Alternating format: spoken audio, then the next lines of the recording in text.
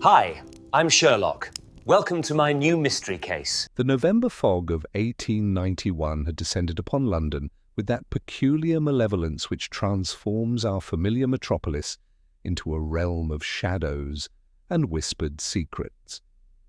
I had spent the evening in our comfortable sitting room at 221B Baker Street, documenting the curious particulars of our recent adventure in Boscombe Valley, while my remarkable companion, Mr. Sherlock Holmes, pursued some arcane chemical experiment that filled our quarters with the pungent aroma of burning sulphur and his inevitable tobacco smoke. It was approaching the midnight hour when the sharp rap upon our street door echoed through the building with an urgency that spoke of desperation rather than mere social courtesy. Holmes, who had been bent over his retorts and burners with the intense concentration of an alchemist seeking the philosopher's stone, raised his aquiline profile and fixed me with those penetrating grey eyes that seemed to pierce the very fabric of mystery itself. "Watson," said he, setting aside his apparatus with the deliberate care of one accustomed to interruption, "unless I am much mistaken, we are about to receive a visitor whose distress is matched only by their social standing. Observe the rhythm of the knock, 3 sharp raps, a pause born of uncertainty, then 2 more delivered with renewed determination. The pattern suggests someone unaccustomed to seeking aid, yet driven by circumstances beyond their usual experience." Mrs. Hudson's measured tread upon the 17 steps to our lodgings was accompanied by the rustle of expensive silk and the careful footfall of one bred to drawing-rooms rather than London's midnight streets. When our long-suffering landlady appeared at our threshold, her usually composed demeanour bore the slight perturbation of one who had encountered nobility at an unseemly hour. "Mr. Holmes, Dr. Watson," she announced with admirable dignity. "Lady Pemberton wishes to speak with you on a matter she describes as most urgent." The woman who entered our sitting-room commanded immediate attention through that ineffable quality which marks true aristocracy.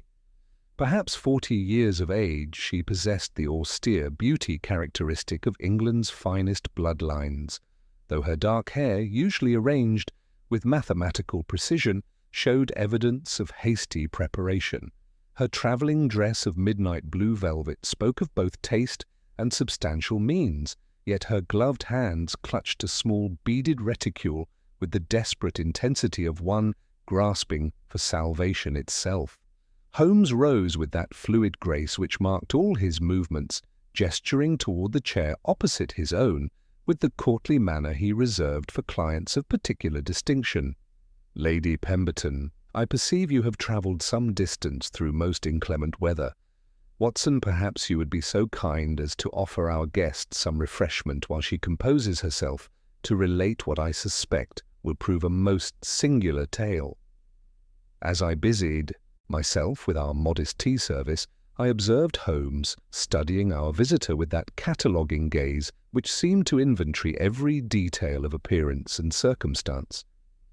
Lady Pemberton seated herself with practised elegance, though I noted her eyes possessed that slightly wild quality I had learned to associate with those who had encountered the inexplicable. "Mr. Holmes," she began, her voice maintaining the modulated tones of her class, despite an underlying tremor, "I come to you because Scotland Yard has proven inadequate to the peculiar nature of my circumstances. Indeed, I fear that what I am about to relate will sound like the ravings of a woman whose reason has been compromised by grief or hysteria." Holmes brought his fingertips together in that characteristic steeple, his expression conveying both attention and encouragement. "My dear Lady Pemberton, I have found that the most seemingly impossible problems often yield the most satisfying solutions. In my experience, those who fear for their sanity are invariably the most rational of individuals. Pray, tell us exactly what has brought you to our door at this late hour." She drew herself up with visible effort, as though marshalling courage for an ordeal. "Mr. Holmes, 3 weeks ago, My world was turned upon its axis by an occurrence so extraordinary that I scarcely credit it myself. In the portrait gallery of our family estate in Surrey hangs a painting of my late husband's ancestor, Sir Reginald Pemberton, who met his end under mysterious circumstances in 1847. The portrait, executed by the master portraitist Sir Joshua Reynolds, has occupied the same position for over 40 years without incident. She paused, her composure wavering as she approached the crux of her tale. Mr. Holmes, that portrait has begun to speak to me. Not in metaphor or imagination, but in literal, audible words that have proven to possess an uncanny accuracy regarding future events.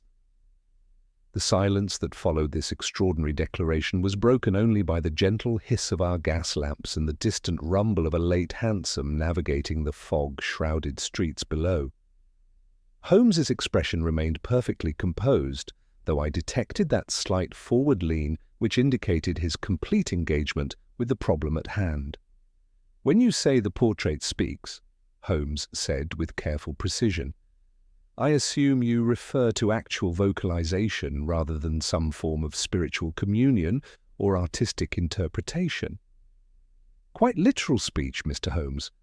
The first occurrence happened 3 weeks past as I walked through the gallery after dinner.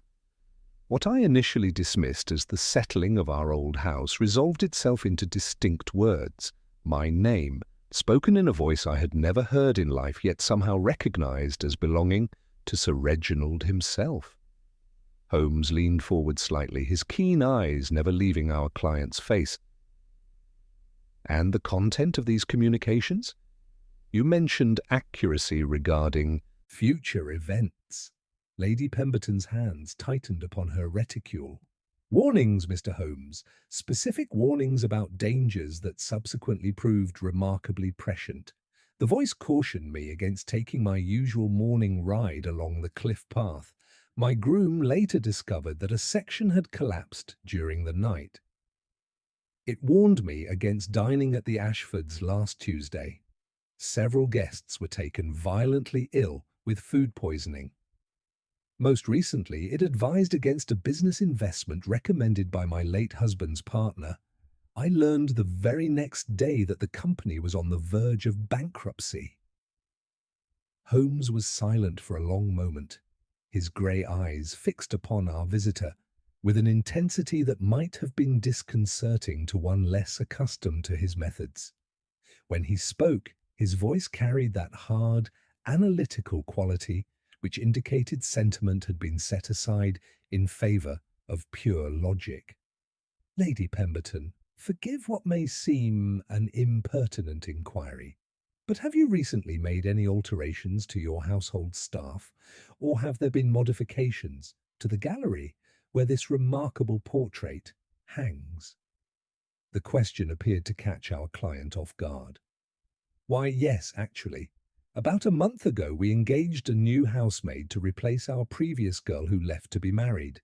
Sarah Whitmore, a quiet young woman with excellent references from the Weatherby household in Hampshire. Additionally, the gallery underwent cleaning and some paintings were rehung after we discovered a small leak in the roof that required repair."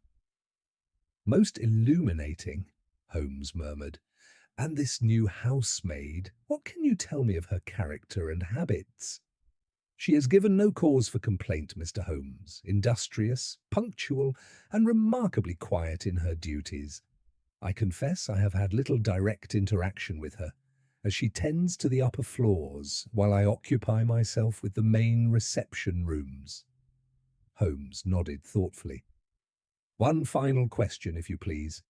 These warnings you have received, have they been communicated to anyone else in your household?" "No, Mr. Holmes, I have shared this extraordinary experience with no one save yourself and Dr. Watson. I feared they would think me—" She hesitated, then continued with quiet dignity. "Unbalanced." "A wise precaution," Holmes replied, rising from his chair with sudden decision. "Lady Pemberton, I believe the hour is late and you have endured considerable strain. Might I suggest you return to your hotel? I assume you are staying in town tonight, and attempt to rest. Watson and I shall call upon you at Pemberton Hall tomorrow afternoon to examine this remarkable portrait and its surroundings. I suspect we may find that Sir Reginald's posthumous communications owe more to human ingenuity than supernatural intervention. Relief flooded our client's features as she rose. Thank you, Mr. Holmes. I cannot express my gratitude that you have not dismissed my account as mere feminine hysteria. My dear lady, Holmes replied with a slight smile, in my experience the most extraordinary cases often begin with the most extraordinary claims. Until tomorrow, then. After Lady Pemberton had departed into the fog-shrouded night, Holmes remained standing by our window, his sharp profile silhouetted against the gaslight. The silence stretched between us until my curiosity could no longer be contained. "Well, Holmes," I ventured, "surely you don't credit the possibility of supernatural communication from beyond the grave?" He turned from the window, and I was surprised to see his expression bore not the sceptical amusement I had expected, but rather a look of intense concentration mixed with something approaching satisfaction. "Watson, my dear fellow," he said, reaching for his pipe with that deliberate movement which indicated deep thought, "I have learned never to dismiss any possibility until the evidence has been thoroughly examined.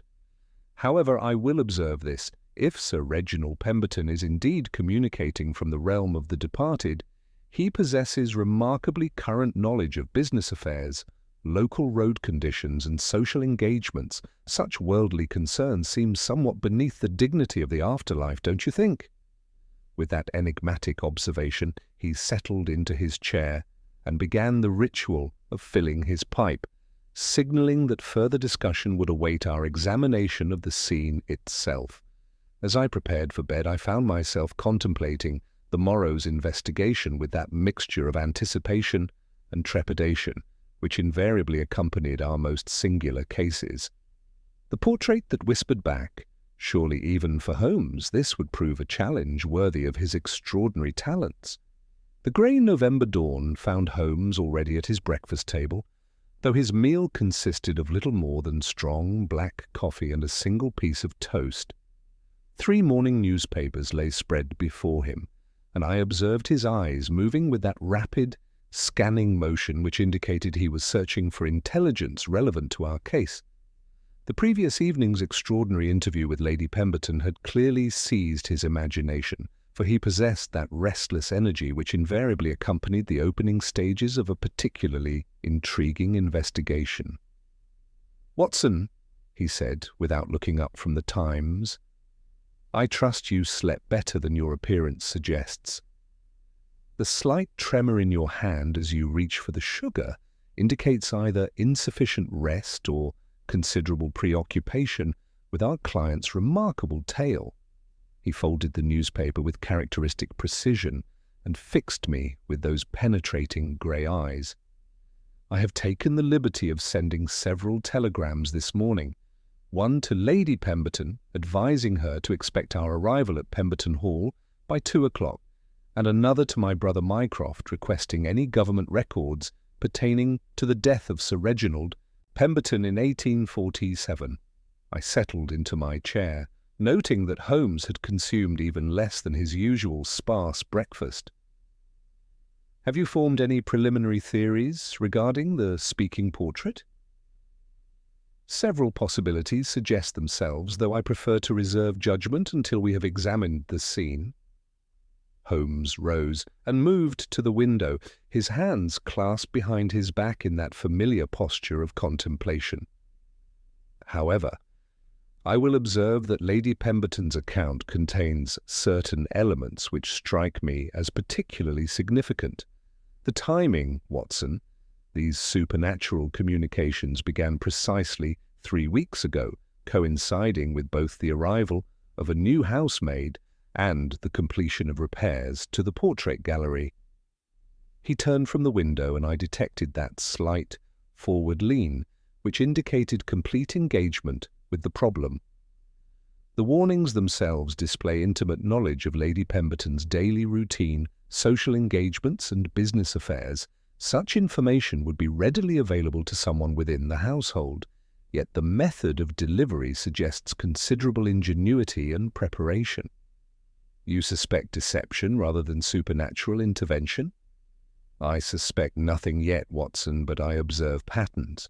The previous housemaid's convenient departure to marry, the timely renovations, the specific nature of the warnings. Each element may prove significant.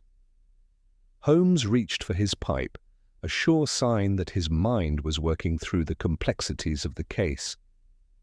I have also wired Inspector Lestrade to make discreet inquiries regarding the references provided for Miss Sarah Whitmore, particularly her previous employment with the Weatherby household in Hampshire. The remainder of our morning was occupied with Holmes's correspondence and my own medical journals, though I noted my companion's restless energy as he moved about our sitting room. This pattern of behavior invariably indicated his mind was cataloguing possibilities with that methodical precision which had made him London's foremost consulting detective. At precisely 1 o'clock, we departed Baker Street in a hansom bound for Victoria Station. The journey through London's bustling streets provided Holmes with opportunity for one of his characteristic demonstrations, as he entertained himself by analysing our fellow passengers with scientific detachment. "Observe the clerk in the brown overcoat, Watson," he murmured, as our cab paused at a crossing. "Note the ink stains upon his right cuff, the particular wear pattern on his boots, and the slight stoop of his shoulders. Clearly a man of sedentary occupation, probably employed in one of the legal firms near Lincoln's Inn. The quality of his clothing indicates modest but steady means, while the careful mending of his gloves suggests a man who values economy over appearance." Such exercises served to sharpen Holmes's already formidable powers of observation, while preparing his mind for the more serious work ahead. As our train pulled away from Victoria Station and London's grimy suburbs gave way to Surrey's rolling countryside, I found myself contemplating the extraordinary nature of our investigation. The very notion of a portrait delivering warnings from beyond the grave challenged every rational principle, yet I had witnessed Holmes solve cases that initially appeared equally impossible. His methods invariably revealed logical explanations for the most seemingly supernatural phenomena, though the ingenuity required to create such elaborate deceptions often proved as remarkable as any genuine miracle. As the train carried us deeper into Surrey's autumn landscape, Holmes withdrew into that state of intense mental concentration which typically preceded his most brilliant deductions. The countryside rolled past our window in muted tones of brown and gold, while a persistent mist clung to the hollows between the hills, lending the entire landscape an appropriately mysterious aspect. It was approaching 2 o'clock when our carriage finally turned through the gates of Pemberton Hall. The estate revealed itself gradually through the lifting fog, a magnificent Elizabethan manor that seemed to emerge from the very mist itself. Its weathered stone walls, darkened by centuries of English weather, possessed that brooding dignity which speaks of ancient bloodlines and carefully guarded secrets. The long drive, flanked by venerable oaks, whose bare branches created intricate patterns against the grey sky, led us toward an imposing facade of mullioned windows and ornate chimneys. "Impressive," I observed, as our carriage drew to a halt before the main entrance. "Indeed," Holmes replied, though his attention seemed focused not on the architectural grandeur, but on the practical details of windows, approaches, and sight lines. "Note the excellent visibility from the upper floors, Watson, and the numerous service entrances. A house with many secrets would also possess many ways of keeping them." Lady Pemberton received us in the main hall, her composure restored by daylight, though I detected an underlying tension in her manner. She led us immediately toward the portrait gallery, a long, oak-panelled corridor lined with the accumulated faces of generations past. The afternoon light, filtered through tall windows, cast shifting patterns across the painted features, creating an almost unsettling impression of movement among the static portraits. At the far end of the gallery hung the portrait of Sir Reginald Pemberton. Even from a distance, it commanded attention, a masterful work by Reynolds depicting a man in his prime, dressed in the rich crimson coat of a military officer. One hand rested upon a map, the other upon the hilt of his sword, while his eyes seemed to follow our approach with that uncanny quality possessed by all truly great portraits. "Here it is, Mr. Holmes," Lady Pemberton said quietly. "The source of my extraordinary experiences." Holmes approached the painting with that careful, cataloguing gaze I had learned to recognize. He examined not only the portrait itself, but the surrounding wall, the ornate frame, and the positioning relative to the windows and doorways. His inspection was thorough, yet seemingly casual, designed not to alarm our hostess while missing no detail that might prove significant. "The voice speaks only in the evening hours, you mentioned?" "Between 9 and 10 o'clock, and only when I am alone in the gallery." Holmes nodded thoughtfully, his eyes never leaving the painted features of Sir Reginald. "Most specific timing, and always warnings of future events rather than revelations of the past." "Always warnings, Mr. Holmes? Practical advice that has proven remarkably accurate." As I watched Holmes examine the portrait and its surroundings, I found myself studying the painted face of Sir Reginald Pemberton. The artist had captured something enigmatic in those eyes, a suggestion of secrets held and knowledge possessed. Yet even as I contemplated the uncanny realism of the work, I reminded myself that we were dealing with human ingenuity rather than supernatural intervention. The challenge lay in discovering exactly how such an elaborate deception had been accomplished, and more importantly, why. Holmes completed his initial examination of the portrait with that methodical thoroughness which characterized all his investigations. Drawing a small magnifying glass from his waistcoat pocket, he scrutinized the ornate, gilded frame with particular attention to its corners and joints. His gloved fingers traced the elaborate molding, testing its solidity, while his keen eyes catalogued every detail of its construction. "Remarkable craftsmanship," he murmured, more to himself than to us. "The frame appears original to Reynolds's work, or at least of considerable age." He straightened, his gaze shifting to the wall surrounding the masterpiece. "Yet observe, Watson, the subtle variations in the oak panelling directly above the portrait." I followed his indication, but saw nothing beyond the rich, aged wood that one would expect in such an establishment. Holmes produced a pair of opera glasses and examined the upper reaches of the wall with intense concentration. After several minutes of silent observation, he lowered the glasses with that expression of quiet satisfaction which indicated a significant discovery. "Lady Pemberton," he said, turning to our hostess, "you mentioned repairs to address a roof leak. Might you specify the exact nature and extent of this work?" "Certainly, Mr. Holmes. The leak occurred in the northeastern corner of the ceiling, directly above Sir Reginald's portrait. Our estate manager, Mr. Davies, oversaw the repairs, which required removing a section of panelling to check for dampness before replacement and thorough cleaning." Holmes nodded thoughtfully. "And when precisely did these repairs conclude?"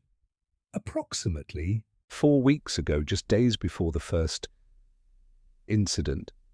Her voice dropped slightly as she spoke of the mysterious communications. "Most illuminating." Holmes returned his attention to the panelling, running his fingers along what appeared to be a seamless joint. "Watson, do you observe the grain pattern here? Note the almost imperceptible deviation along this particular seam, as though a section has been removed and replaced with meticulous care, yet not quite perfectly matched." Lady Pemberton stepped forward, peering intently. "I confess I see nothing unusual, Mr. Holmes. Mr. Davies assured me the repairs were seamless." "No doubt Mr. Davies is an excellent estate manager," Holmes replied with dry amusement, "but his eye is not trained to the minute particulars that often conceal the most significant truths." He moved to examine the floor directly beneath the portrait, his footsteps soft on the aged parquet. Occasionally he paused to bend and scrutinize a particular section, searching for any sign of disturbance or hidden mechanism. "Might we interview your household staff?" Holmes requested, straightening from his examination. "I should particularly like to speak with Miss Whitmore and perhaps your groundskeeper." We were conducted to the servants' hall, where Lady Pemberton summoned the relevant members of her domestic establishment. Miss Sarah Whitmore proved to be a young woman of perhaps 25 years, with the neat appearance and deferential manner typical of her station. Yet I noticed Holmes's sharp attention to her responses, cataloguing every nuance of her behaviour. "You find your duties here agreeable, Miss Whitmore?" Holmes inquired with casual friendliness. "Oh yes, sir. Lady Pemberton is most considerate, and the work is not overly demanding." "And your previous position with the Weatherby family in Hampshire concluded satisfactorily?" A slight hesitation preceded her response. "Yes, sir. Mrs. Weatherby provided most generous references when I expressed my desire to seek a position closer to London." Holmes nodded pleasantly, though I detected that sharp attention, which indicated he was measuring every word. "You have had no difficulties with the older portions of the house? I understand there was recent repair work in the portrait gallery." "The workmen were quite tidy, sir. Very little extra cleaning was required once they had finished." "Most commendable. And you find the gallery itself comfortable for your duties?" "Some servants find the portraits rather imposing." Miss Whitmore's composure faltered almost imperceptibly. "They are very fine paintings, sir, though I confess I prefer to complete my work there during daylight hours." "Quite sensible," Holmes replied with apparent sympathy. "Old houses can seem rather mysterious after dark." The groundskeeper, Thomas Hartwell, provided more substantive information. His 30 years of service to the estate lent credibility to his observations, and his obvious devotion to the Pemberton family was unmistakable. "The gallery has always been peaceful, Mr. Holmes," he stated firmly. "Never heard tell of any strange goings-on until these past weeks, though I will say the house has seemed different since the repairs were completed." "Different in what way, Mr. Hartwell?" "Hard to put into words, sir. Small sounds in the evening, perhaps. Nothing alarming, you understand. Just different from the usual settling of an old house." Holmes questioned him closely about the recent repairs, the workmen involved, and any changes in routine. Hartwell's responses painted a picture of a well-ordered household disrupted by necessary but unwelcome intrusions. Following these interviews, Holmes requested access to the service areas adjacent to the portrait gallery. Lady Pemberton led us through a narrow door into a passage that ran parallel to the main gallery, its air heavy with the scent of beeswax and aged timber. Holmes examined the corridor with the same methodical attention he had devoted to the gallery itself, paying particular interest to the wall that backed on to the portrait's location. "Observe the dust patterns, Watson," he murmured, kneeling to examine the floorboards. "Note these oval impressions in the accumulated dust, small feet, but with a practiced tread. See how the heel turns at this particular point, suggesting habitual passage along this route." He moved further along the corridor, pausing to examine a section of panelling that appeared identical to the rest. Yet when he pressed gently against it, I heard the faint creak of yielding wood. His eyes brightened with that expression of triumph I had learned to recognize. "Most interesting," he said softly, though he made no attempt to investigate further at that moment. Instead, he straightened and suggested we return to the main gallery. As the afternoon progressed toward evening, Holmes conducted a final examination of the portrait and its surroundings. His inspection revealed nothing obviously suspicious to my untrained eye, yet I noted his continued interest in the recently repaired section of panelling and the subtle inconsistencies only his practiced observation could detect. "The timing troubles me, Watson," he confided as we prepared for dinner. "Three separate elements converging within weeks of each other: the roof repairs necessitating temporary removal of the portraits, the departure of the previous housemaid, and the arrival of Miss Whitmore. Such coincidences are possible, but in my experience they often prove to be carefully orchestrated rather than genuinely fortuitous." "You suspect Miss Whitmore of involvement in this deception?" "I suspect nothing yet, but I observe patterns. Her nervousness when questioned, her preference for avoiding the gallery after dark, her arrival precisely as the repairs were completed. Each element may prove significant." As evening approached, we prepared for our vigil. Holmes positioned himself in the morning room adjacent to the gallery, where he could observe both the portrait and the various entrances without being detected. I took up a position that afforded a view of the main corridor, while Lady Pemberton, clearly nervous but determined to resolve the mystery, agreed to enter the gallery at precisely 9 o'clock, as had become her custom.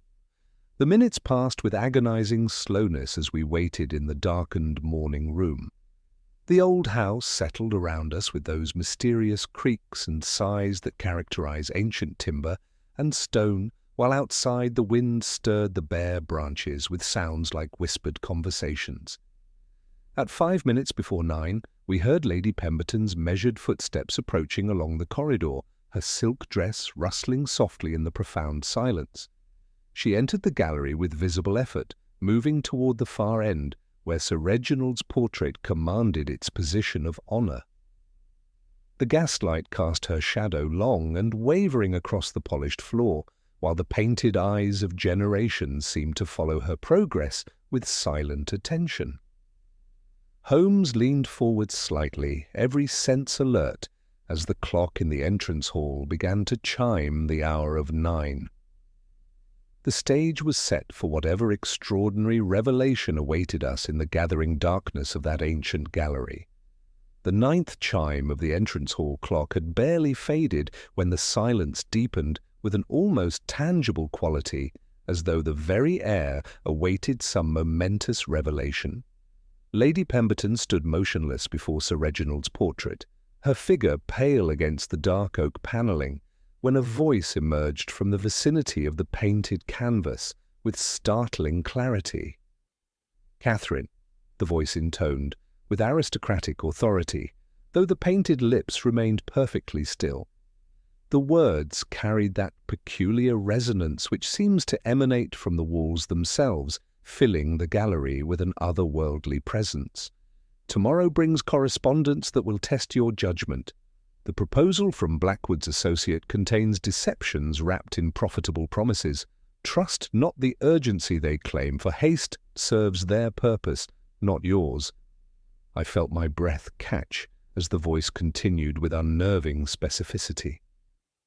"The scaffolding at the west gable weakens with each gust. Avoid that corner until proper repairs are made, lest tragedy follow where warning was ignored." Lady Pemberton swayed slightly, her gloved hand seeking the wall for support, yet she remained steadfast as the supernatural communication concluded. The silence that followed seemed to press upon us with almost physical weight, broken only by the gentle hiss of the gas lamps and our client's labored breathing. Holmes rose from his concealment with fluid precision, moving into the gallery with that purposeful stride which indicated complete mastery of the situation. His keen eyes swept the length of the corridor, cataloguing every shadow and architectural detail before settling upon the portrait with scientific intensity. "Most impressive acoustics," he observed calmly, approaching the ornate frame with renewed focus. Drawing his magnifying glass, he examined the gilded moulding with meticulous attention, his fingers tracing the elaborate carved rosettes that adorned each corner. "Watson, observe this particular ornament." I joined him before the portrait, noting how his glass lingered over what appeared to be a perfectly crafted decorative element. Yet under closer scrutiny, I detected the faintest irregularity in the carving's centre, as though a minute aperture had been carefully concealed within the ornate design. "A speaking tube," Holmes murmured with quiet satisfaction. "Ingeniously hidden within Reynolds's original framework, yet requiring considerable skill to install without damaging the masterpiece." He moved his examination upward, studying the panelling above the portrait with that cataloguing gaze which missed no detail. "Lady Pemberton," he said, still focused on his investigation, "you mentioned repairs to address roof damage. The work involved removing sections of this panelling, I believe?" "Yes, Mr. Holmes. The northeastern corner required extensive attention. The workmen were most careful to preserve the original appearance." Holmes produced his opera glasses, examining the upper reaches of the wall with intense concentration. After several minutes, he lowered them with an expression of quiet triumph. "Watson, do you observe the subtle variation in wood grain approximately 8 feet above the portrait? The craftsmanship is excellent, yet not quite perfect enough to fool a trained eye." Moving to the service corridor we had explored earlier, Holmes located the section of panelling that had yielded to his previous pressure. This time his manipulation was more purposeful, and I heard the distinct click of a concealed mechanism. A panel, perhaps 2 feet square, swung inward on well-oiled hinges, revealing a narrow chamber within the wall itself. "A priest-hole," Lady Pemberton gasped, recognizing the historical significance. "But surely these have been sealed for generations." "Recently modified for modern purposes," Holmes replied, examining the cavity's interior with professional appreciation. The space was lined with dark fabric to muffle sound, and I detected the faint aroma of lamp oil and something else, a medicinal scent I could not immediately identify. Holmes descended and moved purposefully along the corridor floor, his attention focused on dust patterns and minute traces invisible to my untrained eye. He paused to collect several items, a thread of dark fabric, a small pellet of blackened wick, and what appeared to be a trace of oil on his fingertip. "The mechanism is elegant in its simplicity," he explained, straightening with evident satisfaction.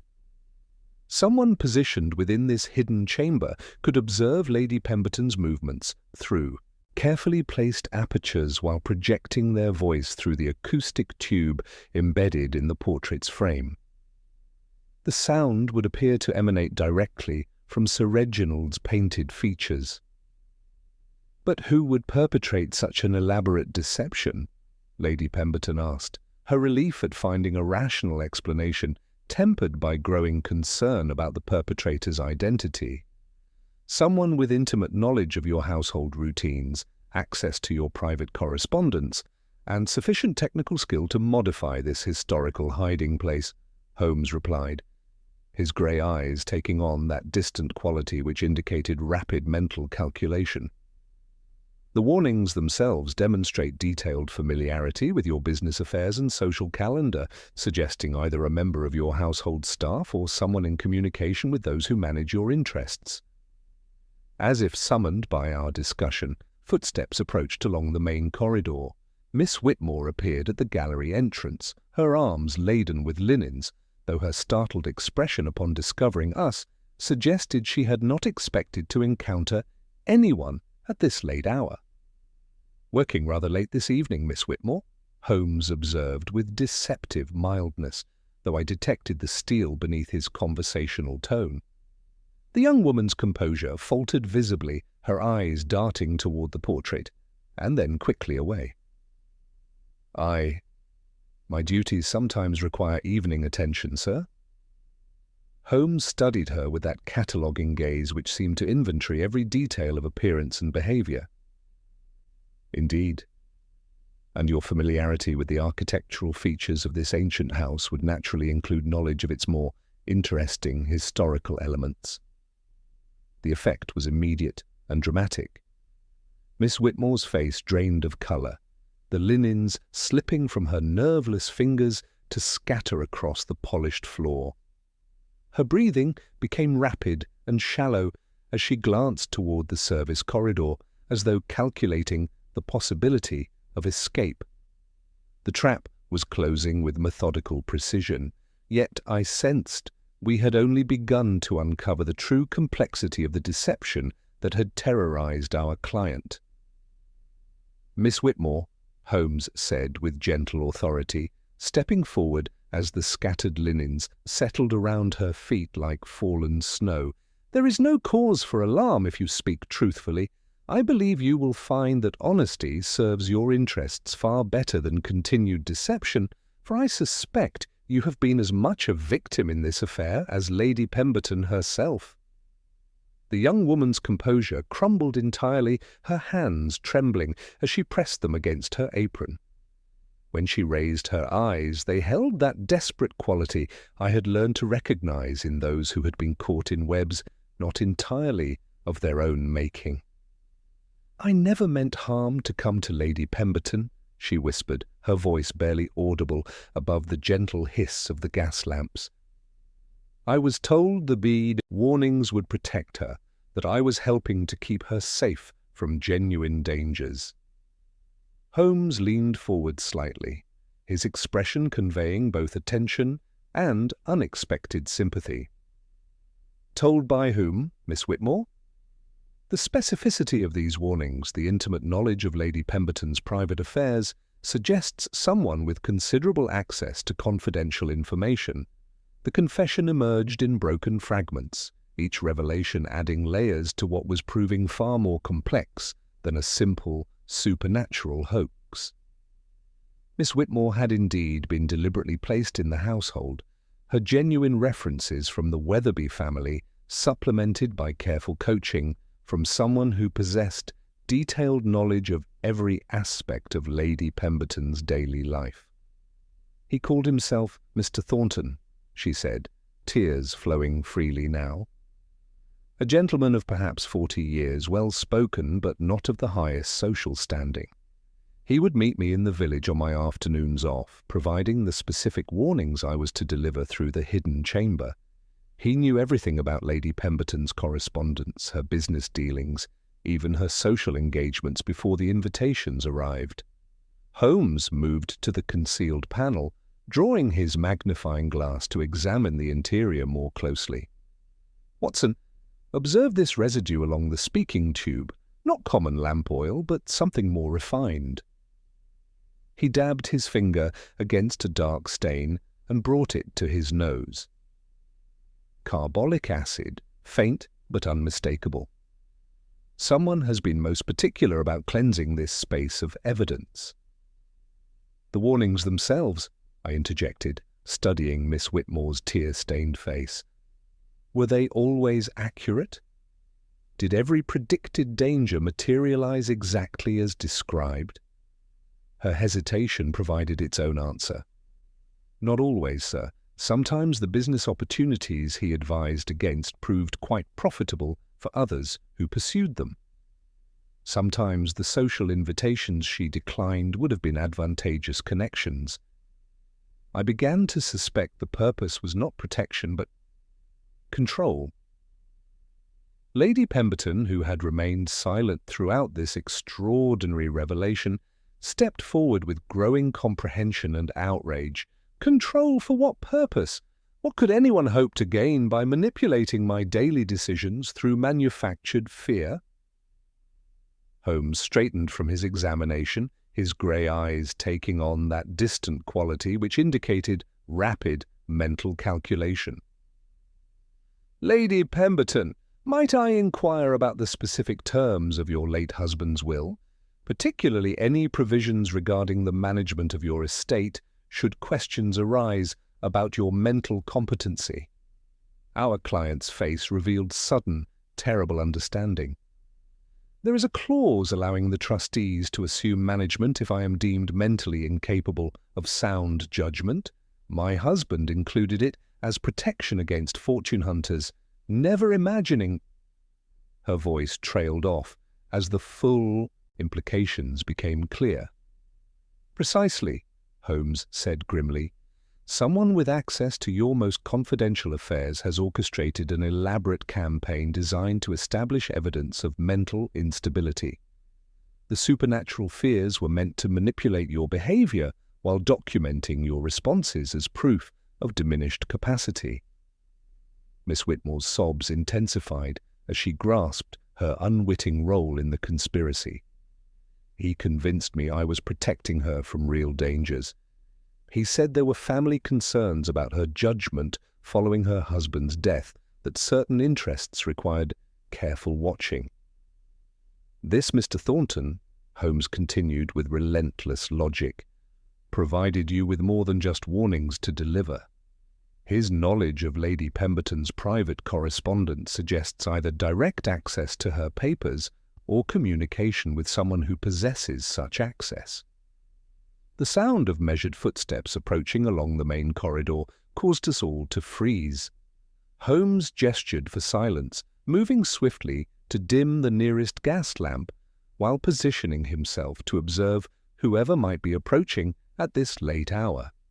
The footsteps were confident and familiar, suggesting someone comfortable moving through the house after dark. Mr. Davies appeared at the gallery entrance, his surprise at finding us assembled there appearing genuine, though I noted Holmes's sharp attention to every nuance of the estate manager's reaction. His presence at such an hour, combined with the evening's revelations about the conspiracy's scope, created an atmosphere of mounting tension. "Lady Pemberton," Davies said with apparent concern, his eyes taking in the scene with practiced assessment. "I noticed lights in the gallery from my office window and feared something might be amiss. Is everything quite well?" Holmes stepped forward from the shadows with that fluid grace which marked all his movements, his keen eyes cataloguing every detail of the newcomer's appearance and demeanour. "Mr. Davies, how remarkably convenient that you should arrive at precisely this moment.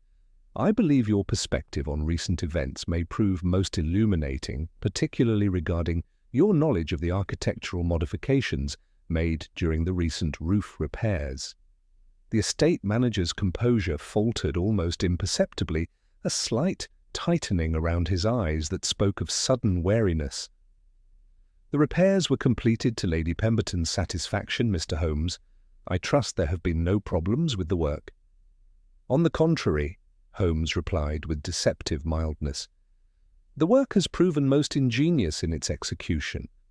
Perhaps you would be so kind as to explain your familiarity with the historical hiding places within these walls and, more specifically, your recent use of carbolic acid in areas not typically requiring such thorough disinfection."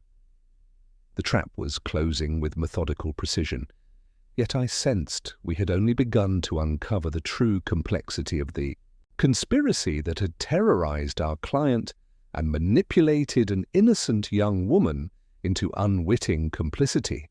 The mention of carbolic acid struck Mr. Davies like a physical blow, his carefully maintained composure fracturing as visibly as glass beneath sudden pressure. His hands, which had remained steady throughout our evening's revelations, now trembled slightly as he clasped them behind his back in an obvious attempt to maintain dignity. "Carbolic acid, Mr. Holmes?" he repeated, his voice carrying a forced steadiness that fooled no one present. "I'm afraid I don't take your meaning. Such disinfectants are commonly employed in the maintenance of any well-managed household, particularly in areas requiring thorough cleansing." Holmes moved closer with that predatory grace which marked his most dangerous moments, his grey eyes never leaving the estate manager's increasingly desperate expression. "Indeed, Mr. Davies, your attention to cleanliness has been most remarkable. Yet carbolic acid possesses a distinctive medicinal scent, one that Miss Whitmore specifically noted about her mysterious Mr. Thornton. The same scent that lingers faintly within the concealed chamber you so meticulously prepared. Davies's face drained of colour, his eyes darting involuntarily toward the hidden panel before he could check the movement. These implications are entirely unfounded, Mr. Holmes. I have served the Pemberton family with unwavering loyalty for 15 years. Precisely my point, Holmes replied with cold satisfaction. Your position afforded unparalleled access to Lady Pemberton's private correspondence, her business dealings, her social calendar. You knew precisely when she would be alone in the gallery, which warnings would prove most effective, and how to document her responses as evidence of mental instability. Lady Pemberton stepped forward, her initial shock transforming into righteous fury as the full scope of the betrayal became clear. You read my private letters, violated every confidence placed in your position. For what purpose, Davies? What could possibly justify such monstrous deception? The estate manager's carefully constructed facade crumbled further, revealing the bitter resentment that had festered beneath years of deferential service. 15 years I've managed this estate, watching decisions that squandered opportunities and diminished the property's value.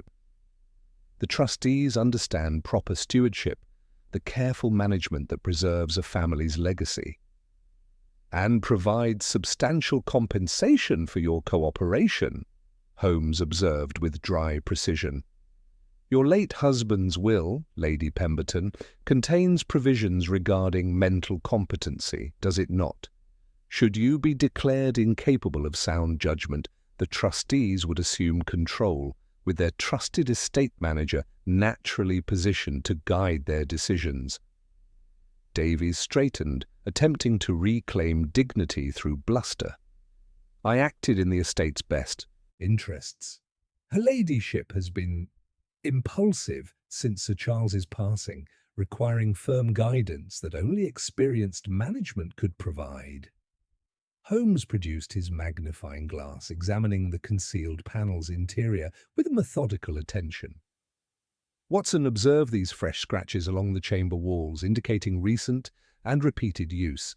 The acoustic properties have been carefully tested and refined, suggesting considerable experimentation to achieve the desired supernatural effect.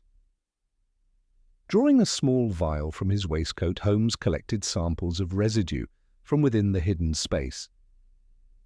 Beyond the carbolic acid, I detect traces of lamp oil and something else, a mentholated preparation, perhaps throat lozenges to ensure vocal clarity during your nocturnal performances.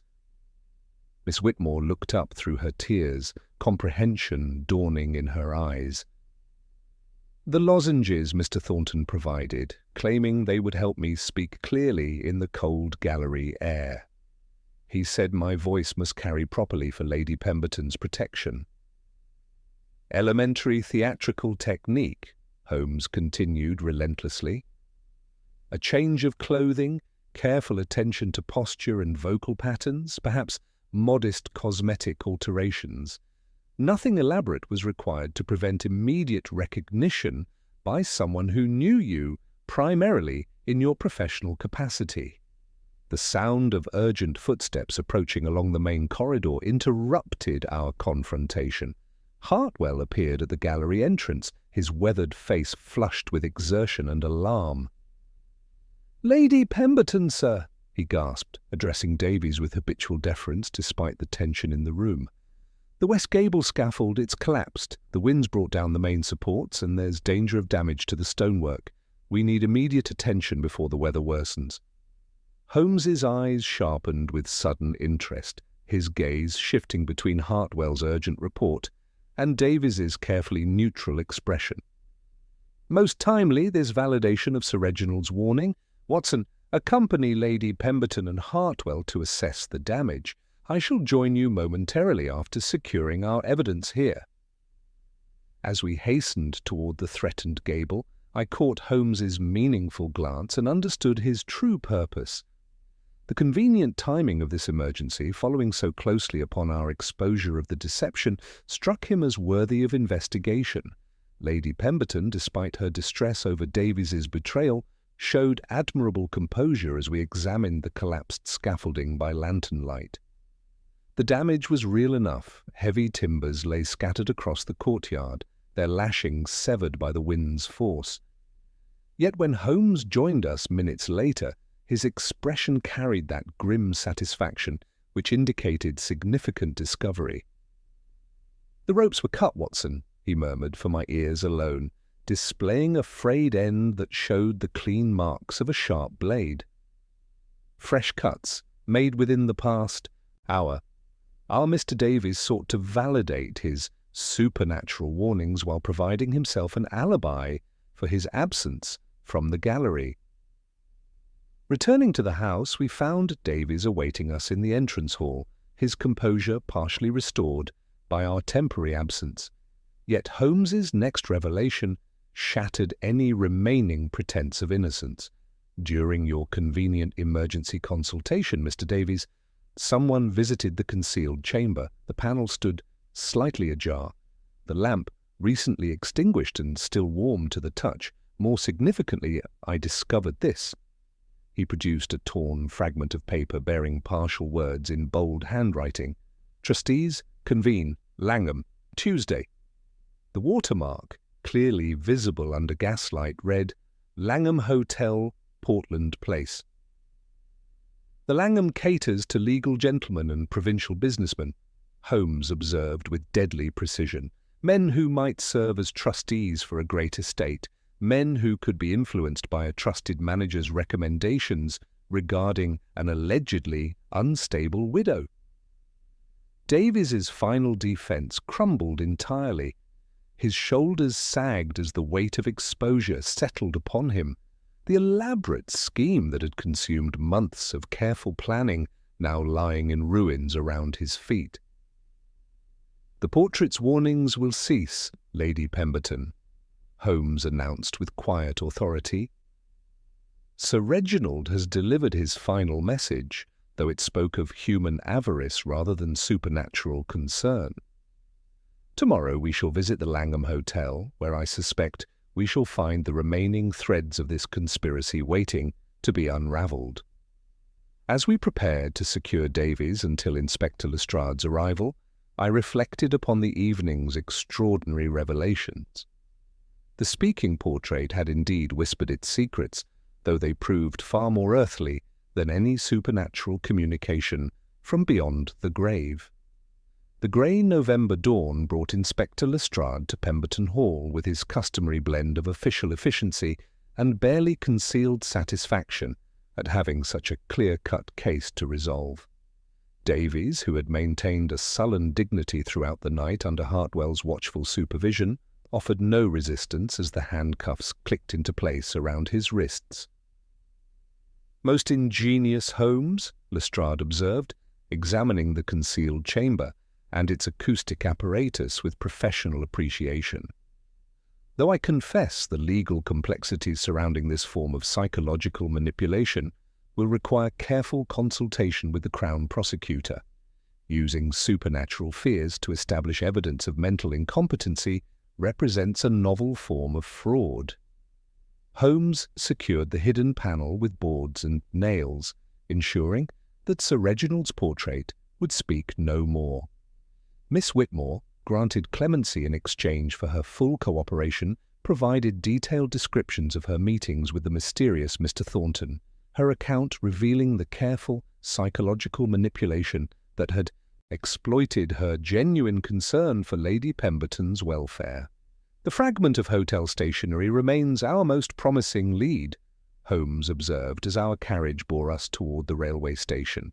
"The Langham caters to legal gentlemen and provincial businessmen, precisely the sort who might serve as trustees for a great estate. The timing suggests urgency in their proceedings." The journey to London afforded Holmes opportunity for that methodical analysis which preceded his most brilliant deductions. He examined the torn paper fragment under his magnifying glass, noting details invisible to casual inspection.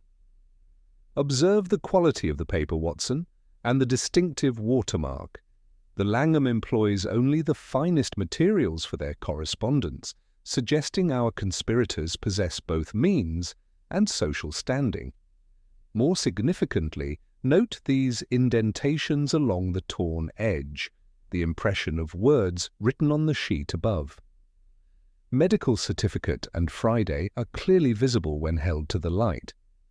Upon reaching Portland Place, Holmes approached the Langham Hotel with that air of casual authority which opened doors throughout London's better establishments. The imposing facade of Portland stone spoke of established prosperity and the discretion valued by those who conducted sensitive business away from prying eyes. I seek information regarding recent meetings of a confidential nature, Holmes informed the immaculately dressed reception clerk, producing a sovereign that caught the gaslight as he placed it deliberately upon the marble counter. Legal gentleman from Hampshire discussing estate matters. The name Thornton may have been mentioned. The transformation was immediate and subtle. The clerk's manner shifted from polite obstruction to careful cooperation, his voice dropping to confidential tones. There have been several meetings in our private dining room, sir. Trustees of the Pemberton estate expressing concerns about their beneficiaries' mental competency. Most troubling evidence was presented regarding erratic behavior and poor judgment. Holmes nodded with grim satisfaction, his grey eyes taking on that distant quality which indicated rapid mental calculation. These trustees, might you recall their names?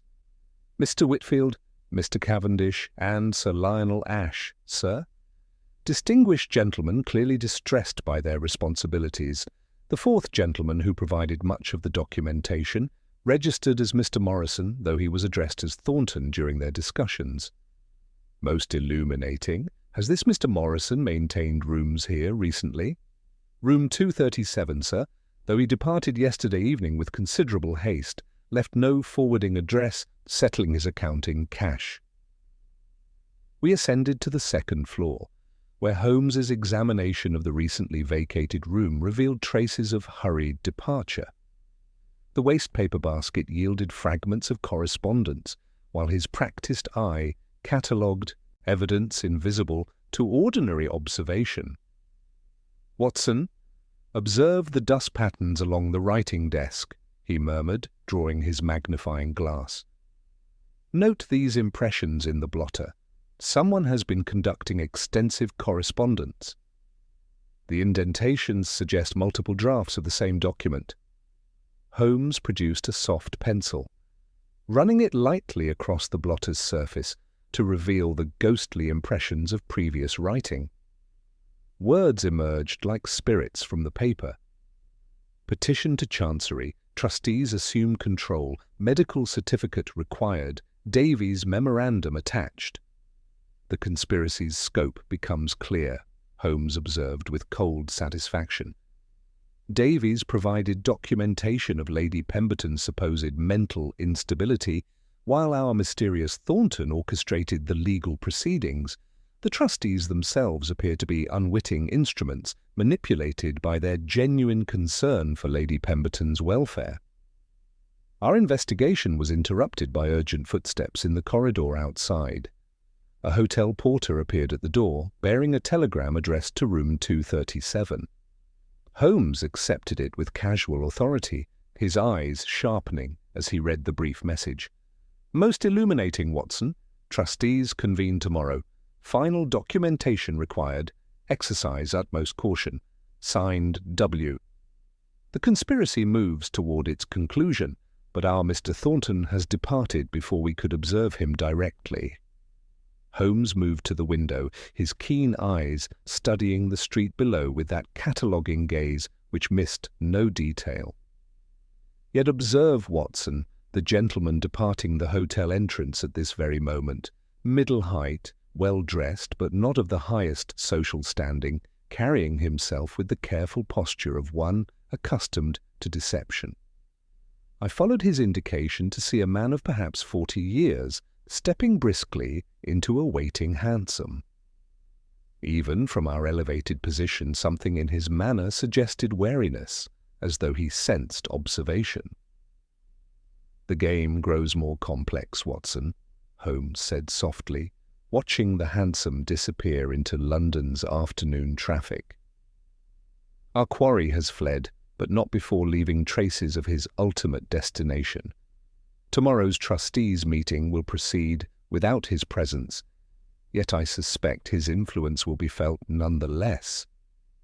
As we descended to the hotel's lobby, Holmes's expression carried that grim satisfaction which indicated significant discovery combined with mounting concern. The portrait's warnings had ceased, but the human conspiracy they had concealed was proving far more extensive than a simple estate manager's ambition. "The trustees must be warned," Holmes said finally, as we emerged onto Portland Place. "Yet we must proceed with utmost care, for we are dealing with men whose genuine concern for Lady Pemberton's welfare has been expertly manipulated. One false step could complete the very fraud we seek to prevent." The afternoon shadows were lengthening across London's bustling streets as we made our way back toward Baker Street, carrying with us the knowledge that our investigation had uncovered only the visible portion of a conspiracy whose true scope remained hidden in the shadows of legal chambers and private correspondence. The portrait that had whispered back had revealed its secrets, but the human voices behind those supernatural warnings were proving far more elusive than any ghostly communication from beyond the grave. The evening found us once again in our familiar sitting room at Baker Street, where Holmes arranged the accumulated evidence with the methodical precision of a military strategist preparing for battle. The fragments from the Langham Hotel, the torn telegram, and Davies's confession created a mosaic of conspiracy that grew more complex with each revelation. "The trustees convene tomorrow morning, Watson," Holmes observed, his grey eyes studying the telegraph message with renewed intensity. "Yet observe the subtlety of this communication. Final documentation required. Suggests our mysterious correspondent expects to provide something crucial to complete their fraud. The medical certificate, no doubt, that would render Lady Pemberton legally incompetent." I examined the telegram once more, noting the peculiar abbreviation in the corner. "This marking here, Holmes, NCTO? What significance might it hold?" Holmes straightened with that sudden alertness which indicated significant discovery. "North Cavendish Telegraph Office, Watson. Our elusive W has provided us with his location, or at least his preferred method of communication. If he expects to coordinate tomorrow's proceedings, he must maintain contact with his associates." Within the hour, we found ourselves approaching the modest telegraph office near Oxford Circus, its narrow shop front glowing warmly against the November fog. Holmes had assumed the appearance of a provincial businessman, his usual sharp features softened by careful attention to posture and dress. "I require information about a message sent to the Langham Hotel," Holmes informed the clerk, with precisely the right mixture of authority and discretion. A sovereign placed deliberately upon the counter ensured immediate cooperation.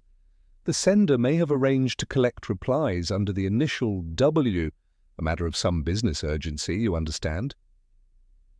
The clerk's memory proved remarkably accommodating. Yes, there had been such arrangements. A gentleman of middle years, well-spoken, with the faint scent of carbolic acid about his person. He had requested that any replies be held for collection between 10 and 11 that evening. Holmes consulted his pocket watch with apparent casualness. "Most convenient. I shall leave a response for him." He composed a brief message with careful deliberation. "Documentation confirmed. Proceed as discussed. Exercise utmost discretion, W." As the clerk filed the message, Holmes added quietly, "Should the gentleman call for his correspondence, kindly inform him that an additional packet awaits collection at the main desk, a matter requiring his immediate attention." We withdrew to observe from the shadows across the street, the fog providing excellent concealment while we awaited our quarry. The minutes passed with agonizing slowness, broken only by the distant rumble of hansoms and the occasional footstep on the dampened pavement. At precisely 10 minutes past 10, a figure emerged from the swirling mist, a man of unremarkable appearance, save for that careful wariness which marked those accustomed to deception. He entered the telegraph office with the confident stride of one following established routine. Holmes touched my sleeve, and we crossed the street with practiced stealth. Through the shop window we observed our target collecting his message and inquiring about the additional packet. The clerk's confusion was evident as he searched unsuccessfully for the non-existent correspondence. "Now, Watson," Holmes whispered, and we entered the office with swift purpose. The man spun toward us, his face revealing both recognition and calculation. For a moment the tableau held, Holmes advancing with that predatory grace which marked his most dangerous moods, myself positioned to block the rear exit, and our quarry weighing his options with the desperate intensity of a cornered animal. "Dr. Edwin Wainwright, I presume?" Holmes said, with deadly courtesy, his keen eyes cataloguing every detail of the man's appearance. "Though you have been conducting business under several names recently. Your medical credentials provide excellent cover for manufacturing certificates of mental incompetence." Wainwright's composure cracked visibly, his hand moving instinctively toward his breast pocket before checking the gesture. "I'm afraid you mistake me for someone else, sir. I am merely collecting correspondence for my employer." "Your employer being the mysterious W who has orchestrated this elaborate fraud against Lady Pemberton," Holmes continued relentlessly. "The carbolic acid scent that clings to your person, the medical knowledge required to fabricate convincing documentation, the careful timing of your communications, all point to a physician fallen from grace, now employing his skills for criminal purposes." The confrontation was interrupted by the sharp blast of a police whistle from the street outside. Wainwright's eyes widened with desperate cunning, and he suddenly hurled the oil lamp from the counter toward the window. In the chaos of shattering glass and spilled oil, he darted past us toward the front entrance. I lunged to intercept him, but he possessed the wiry strength of desperation.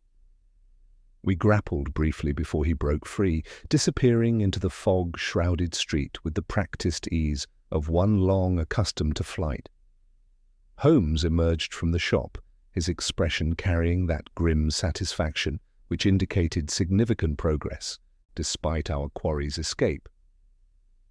"He leaves us something of greater value than his person, Watson," he said, producing a leather portfolio that had fallen during the struggle. "Tomorrow's medical certificate, complete with forged signatures and fabricated observations, the evidence we require to expose the entire conspiracy." As we made our way back toward Baker Street through the thickening fog, Holmes's mind was already working toward the morrow's confrontation. The portrait had whispered its warnings, but now we possessed the means to silence its human puppeteers forever. The grey November dawn brought Inspector Lestrade to Baker Street with additional evidence gathered during his night's work at Pemberton Hall. The conscientious inspector had discovered a cache of correspondence in Davies's private quarters, including receipts signed with the initials E.W. and detailed memoranda documenting meetings at the Langham Hotel. "Most illuminating, Lestrade," Holmes observed, examining the receipts with his magnifying glass. "These provide the final links in our chain of evidence. Observe the dates.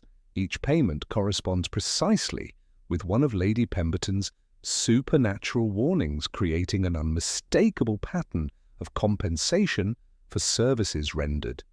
Holmes had spent the early morning hours conducting a meticulous analysis of Wainwright's abandoned portfolio.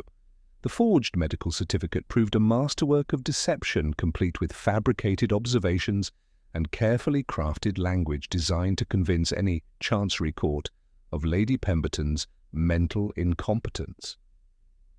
"The sophistication is remarkable, Watson," he said, holding the document to the gaslight.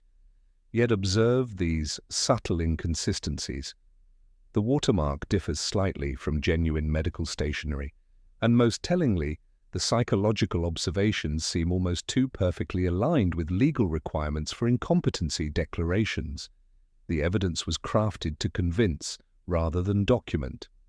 By 10 o'clock, we had arrived at the chambers of Whitfield, Cavendish and Associates in Lincoln's Inn, where the morning fog clung to the Georgian facades like ghostly shrouds. Lady Pemberton, summoned by urgent telegram, awaited us with remarkable composure despite the strain of recent revelations. The trustees received us in a panelled conference room whose weathered dignity spoke of centuries devoted to managing England's great fortunes. Mr. Whitfield, the senior partner, possessed that silver-haired authority of decades spent in delicate family matters. Mr. Cavendish appeared younger, but carried himself with equal professional discretion, while Sir Lionel Ashe embodied the quiet authority of inherited position. "Gentlemen," Holmes began without preamble, placing Wainwright's portfolio upon the polished table, "I come to you regarding documentation you have received suggesting Lady Pemberton's mental incompetence. I fear you have been victims of an elaborate fraud designed to manipulate your genuine concerns for her welfare." The effect was immediate and dramatic. Whitfield leaned forward with sharp attention, while Cavendish's expression shifted from polite interest to alarm. Sir Lionel's aristocratic features hardened with controlled anger.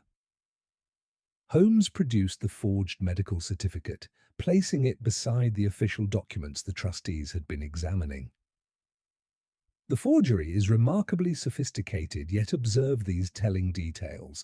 The handwriting analysis reveals careful imitation rather than natural penmanship.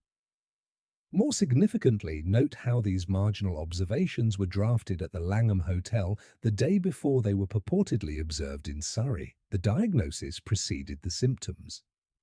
As Holmes methodically dismantled the fraudulent evidence, the trustee's expression shifted from skepticism to growing horror. Using his magnifying glass, he demonstrated how the ink showed evidence of chemical treatment to simulate age, how the precedents cited were accurate, yet suspiciously aligned with legal requirements.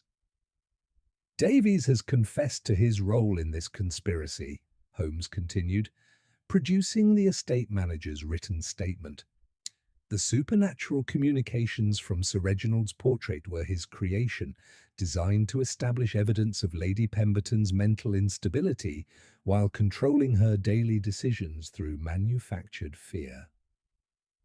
Sir Lionel rose with barely controlled fury. "You mean to say we have been dancing to the tune of common criminals? That our deliberations regarding Catherine's welfare were based entirely upon fabricated evidence?" "I fear so, Sir Lionel. The conspiracy's scope extends beyond simple estate fraud. Dr. Wainwright, who provided your medical documentation, is a physician fallen from legitimate practice, employing his knowledge of legal procedures and medical terminology to manipulate the chancery system itself." The sound of hurried footsteps in the corridor interrupted our conference. A clerk appeared, his composure showing considerable agitation. "Mr. Whitfield, sir," he announced breathlessly, "there is a gentleman below demanding immediate audience regarding the Pemberton matter. He claims to possess urgent documentation that will resolve all questions about the lady's competency." Holmes's eyes sharpened with predatory satisfaction. "Dr. Wainwright has returned to complete his work, gentlemen. His desperation to conclude this fraud before complete exposure has driven him to extraordinary risks." Within minutes, Wainwright entered with the confident stride of one accustomed to manipulating professional men through their conscientious concerns. His appearance had been carefully crafted to suggest medical authority. Dark suit, gold-rimmed spectacles, leather satchel containing what he intended to present as conclusive evidence. "Gentlemen," he began with practiced gravity, opening his satchel with theatrical precision, "I come with grave concerns regarding Lady Pemberton's deteriorating condition. Recent observations convince me that immediate action is required to protect both her person and her estate." Holmes stepped forward from his position of concealment, his grey eyes fixed upon the fraudulent physician with deadly intensity. "Dr. Wainwright, I believe these gentlemen would be most interested to compare your current documentation with the materials you abandoned during your hasty departure from the telegraph office last evening." The effect was electric. Wainwright's carefully maintained composure shattered like glass, his face draining of colour as he realized the full extent of his exposure. The satchel slipped from nerveless fingers, scattering forged documents across the polished conference table like fallen leaves, while the trap that had been so carefully set finally closed around its prey with methodical precision. The silence that followed Wainwright's exposure stretched like a taut wire, broken only by the rustle of scattered documents and the fraudulent physician's laboured breathing. His carefully constructed facade had crumbled entirely, leaving him standing amid the wreckage of his elaborate deception with the desperate look of a cornered animal weighing impossible odds.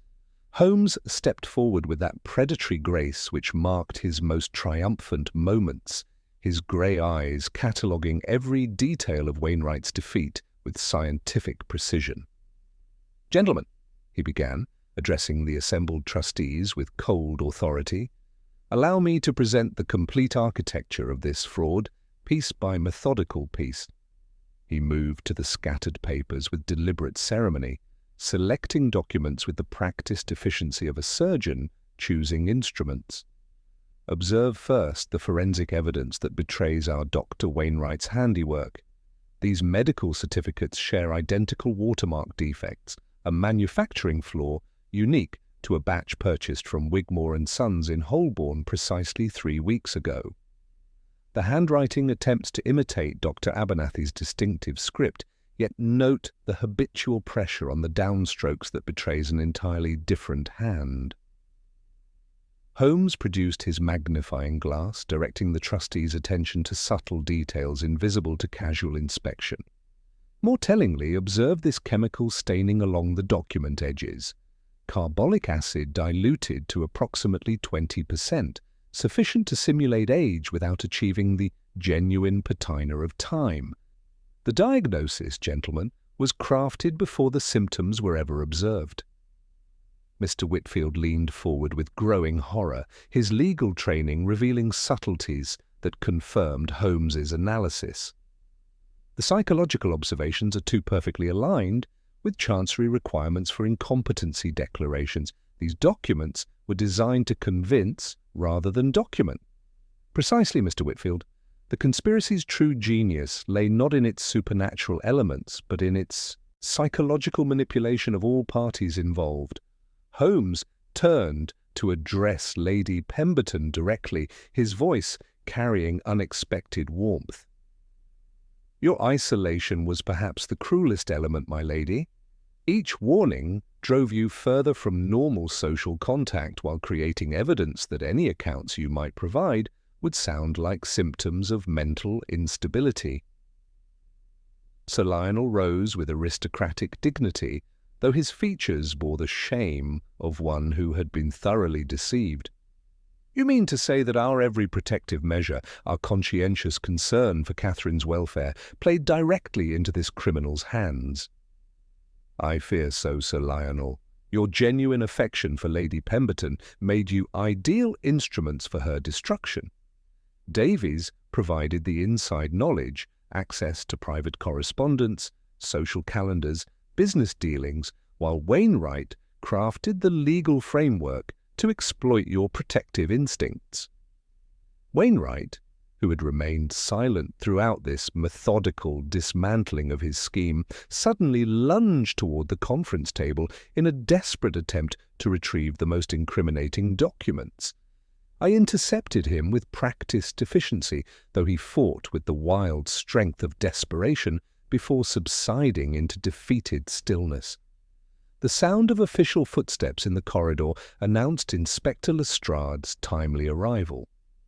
The conscientious inspector took in the scene with professional satisfaction, his eyes settling on Wainwright with grim approval.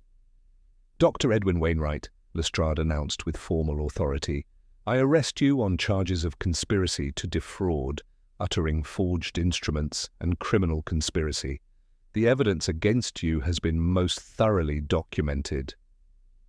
As the handcuffs clicked into place, Wainwright's remaining composure evaporated entirely. His shoulders sagged with the weight of complete defeat, the elaborate scheme that had consumed months of careful planning now lying in ruins around his feet. Holmes addressed the trustees with renewed gravity as Lestrade prepared to escort the prisoner away. "This case represents more than isolated criminal activity, gentlemen. Wainwright's correspondence reveals contact with other physicians willing to provide fraudulent documentation for appropriate compensation. We may have uncovered merely the visible portion of a larger network exploiting the Chancery system's protective mechanisms." Lady Pemberton, who had maintained dignified composure throughout the morning's extraordinary revelations, finally spoke with quiet authority. "Mr. Holmes, I cannot adequately express my gratitude for your intervention. Without your remarkable abilities, I would have been declared incompetent based entirely upon manufactured evidence, my estate stripped away through the very legal protections designed to safeguard it." "My dear Lady Pemberton," Holmes replied with unusual warmth, "the true credit belongs to your courage in seeking rational explanation for seemingly supernatural events. Lesser individuals might have accepted the portrait's communications as genuine spiritual intervention, never suspecting the human conspiracy they concealed." As we prepared to depart Lincoln's Inn, the trustees undertook immediate measures to restore Lady Pemberton's reputation and implement safeguards against similar deceptions. Their professional integrity demanded thorough examination of every procedure that had been compromised by the fraudulent evidence. The November afternoon was drawing toward dusk as we made our way through London's bustling streets. Holmes walked in contemplative silence, his sharp profile turned toward considerations that extended beyond our immediate success. "The portrait will speak no more, Watson," he observed finally, as we approached Baker Street. "Yet this case demonstrates how human ingenuity, when applied to criminal purposes, can create illusions more convincing than any genuine supernatural phenomenon." The acoustic mechanism was elegant in its simplicity, but the psychological manipulation required to exploit it revealed a sophistication that bordered on the diabolical. I reflected upon the extraordinary nature of our recent adventure as the familiar gaslight of our lodgings came into view. The supernatural had proved entirely human, yet the ingenuity required to create such convincing deceptions remained remarkable in its own right. Sir Reginald's painted eyes would continue to gaze from their ornate frame, but they would whisper no more warnings, save perhaps the eternal caution that human nature, in all its complexity, remains the greatest mystery of all. The case of the portrait that whispered back had reached its conclusion, revealing that the most dangerous voices are often those that speak with the authority of our own fears and the manipulation of our deepest concerns for those we seek to protect. The comfortable warmth of our Baker Street sitting room provided welcome refuge from the November fog that pressed against our windows like ghostly fingers seeking entry. Holmes settled into his familiar chair with that fluid grace which marked the conclusion of a successful investigation, while I reflected upon the extraordinary journey that had led us from supernatural terror to human revelation. "Watson," Holmes began, drawing his pipe with the deliberate movements that indicated deep contemplation, "this case has demonstrated principles that extend far beyond Lady Pemberton's specific ordeal. The portrait that whispered back revealed truths not about communication from beyond the grave, but about the sophisticated methods by which human predators exploit our most fundamental protective instincts." He paused to light his pipe, the familiar ritual providing structure to his thoughts as aromatic smoke curled toward our ceiling. "Consider the elegant simplicity of the mechanical deception, a speaking tube concealed within Reynolds's original. Framework, acoustic properties refined through careful experimentation. Yet the true genius lay not in these theatrical elements, but in the psychological architecture that transformed supernatural fear into legal vulnerability." I settled opposite him, noting that expression of quiet satisfaction which invariably followed his most intellectually stimulating cases. "The conspiracy's scope still astounds me, Holmes. Davies's intimate knowledge, Wainwright's medical expertise applied to fraudulent purposes, the manipulation of well-meaning trustees through their genuine concerns, each element perfectly calibrated." "Precisely, Watson. The conspirators understood that the most effective deceptions exploit virtue rather than vice. Lady Pemberton's courage in seeking rational explanation, the trustees' conscientious concern, even Miss Whitmore's genuine desire to protect her employer, all became instruments of the very fraud they sought to prevent." The afternoon brought unexpected resolution to our reflections. Mrs. Hudson appeared with news that Lady Pemberton had arrived, seeking final audience regarding developments at Pemberton Hall. Our client entered with restored composure and quiet authority, bearing intelligence that completed our understanding of the conspiracy's full scope. "Mr. Holmes," she began, "the trustees' investigations have revealed the extent to which my private affairs were compromised. Davies maintained detailed records of my correspondence and business dealings, creating comprehensive intelligence that enabled Wainwright to craft warnings with uncanny accuracy. The supernatural communications succeeded because they were based upon advanced knowledge rather than prophetic insight." Holmes leaned forward with renewed interest. "The warnings about the cliff path collapse, the dinner party illness, the business investment, all were either arranged by Davies himself or predicted through his access to information you believed completely confidential." "Exactly. Moreover, experts from the British Museum have examined the portrait gallery. They confirm Reynolds's original frame was modified with remarkable skill, though the acoustic mechanism has been permanently sealed. Sir Reginald will speak no more, save through his painted representation." As Lady Pemberton prepared to depart, she turned to address us with genuine warmth. "Gentlemen, you have not merely solved a criminal conspiracy, you have restored my faith in rational explanation for seemingly impossible events." After our client had departed into the November night, Holmes remained contemplative, his sharp profile silhouetted against the gaslight. Inspector Lestrade's final telegram had confirmed that Wainwright's correspondence revealed contact with other physicians willing to provide fraudulent documentation, suggesting we had exposed merely the visible portion of a larger network exploiting the Chancery system's protective mechanisms. "Watson," Holmes said, finally turning from his contemplation of the fog-shrouded street, "this adventure reminds me why I find the criminal mind so endlessly fascinating. The capacity for elaborate deception, the psychological insight required to manipulate virtue into vulnerability, all represent human capabilities that could achieve remarkable good if properly directed." I joined him at the window, reflecting upon our extraordinary investigation. "The portrait will remain silent now, Holmes, yet I suspect the memory of its warnings will serve as permanent caution against accepting the impossible without demanding rational explanation." "Indeed, Watson. Sir Reginald Pemberton's painted eyes will continue to gaze from their ornate frame, but they will whisper no more warnings, save perhaps the eternal reminder that human nature, in all its complexity, remains the greatest mystery we shall ever encounter. The case of the portrait that whispered back had reached its satisfying conclusion, revealing that even the most supernatural phenomena yield to careful observation and methodical analysis.